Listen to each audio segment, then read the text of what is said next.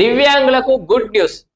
So మనం thumbnail మీద పెట్టినట్టే అరే ఇప్పుడు ఇప్పుడు రాష్ట్రంలో మొత్తం మహిళలకైతే ఉచిత బస్సు ప్రయాణం నడుస్తుంది. మీ అందరికి తెలిసిందే.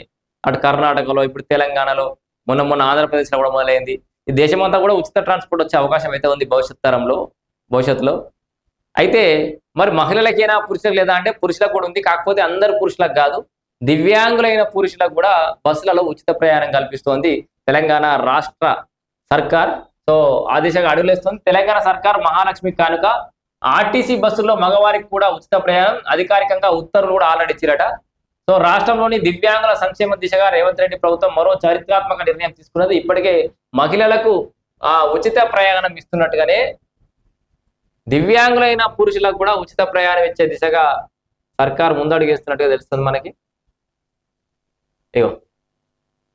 అమలు చేస్తున్న మహాలక్ష్మి పథకాన్ని దివ్యాంగులకు కూడా వర్తింపజేస్తూ ప్రభుత్వం జీవో అయితే జారీ చేసింది ఆల్రెడీ. దీని ద్వారా రాష్ట్రంలో లక్షలాది మంది దివ్యాంగులు పురుషులు మహిళలకు ఆర్టీసీ బస్సులో 100% ఉచిత ప్రయాణ సౌకర్యం లభించనుంది. రవాణా శాఖ జారీ చేసిన తాజా ఉత్తర్వుల ప్రకారం ఈ పథకం తక్షణమే అమల్లోకి వచ్చింది.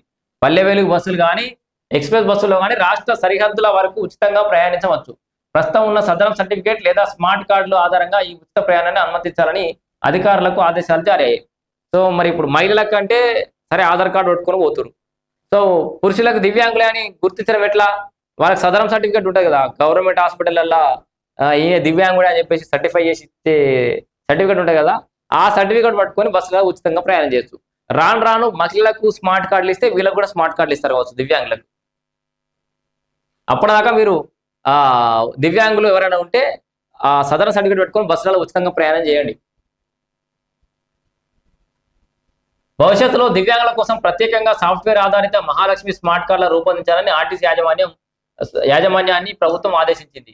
సో గతంలో అందులకు మాత్రమే 100% రాయితీ ఉండగా ఇప్పుడు ఇతర దివ్యాంగులకు కొంతమేర రాయితీ మాత్రమే ఉండేది. కానీ తాజా జీవో ప్రకారం దివ్యాంగులందరికీ కూడా 100% ఉచిత ప్రయాణాన్ని ప్రయాణించే వెసులుబాటు కల్పించారు. దీనివల్ల నిరుపేద దివ్యాంగులకు ఆర్థికంగా ఎంతో కొంత ఊరటకలనుంది.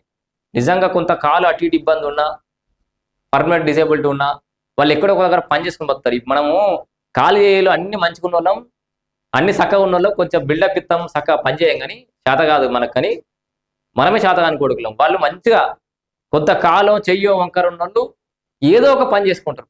హోటళ్ళల్లో చాయ్ గ్లాసులు తీసుడో, పంచర్ షాప్లలో ఏదైనా చేసుడో, ఇంకో సర్వీస్ బ్యాక్ డోర్ల వెనకాల కిచెన్లలో పాపం వాళ్ళ జీవితాలు గడిచిపోతూ ఉంటాయి. వాళ్ళు బస్సు ప్రయాణం కూడా చేస్తూ ఉంటారు, చాలా చేయగలుగుతారు.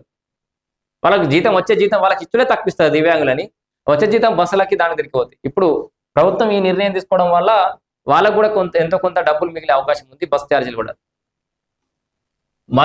దీనివల్ల నిరుపేద దివ్యాంగులకు ఆర్థికంగా ఎంతో కొంత ఊరట కలగనుంది. మహిళల ఆర్థిక స్వావలంబన కోసం ప్రవేశపెట్టిన మహాలక్ష్మి పథకం విజయవంతం కావడంతో అదే స్ఫూర్తితో దివ్యాంగులకు కూడా ఈ ప్రయోజనాన్ని అందించాలని ప్రభుత్వం నిర్ణయించింది.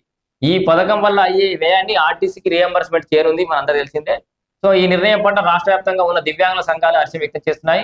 తమ ప్రయాణాన్ని కష్టాలను గుర్తించి ఆర్థిక భారాన్ని తగ్గించిన ముఖ్యమంత్రి రేవంత్ రెడ్డికి రవాణా శాఖ కూడా వాళ్ళందరూ దివ్యాంగులు కృతజ్ఞతలు కూడా తెలియజేశారు. ఇప్పుడు వాళ్ళందరూ కూడా ఫ్రీ బస్ సర్వీస్ అయితే కొనసాగబోతోంది.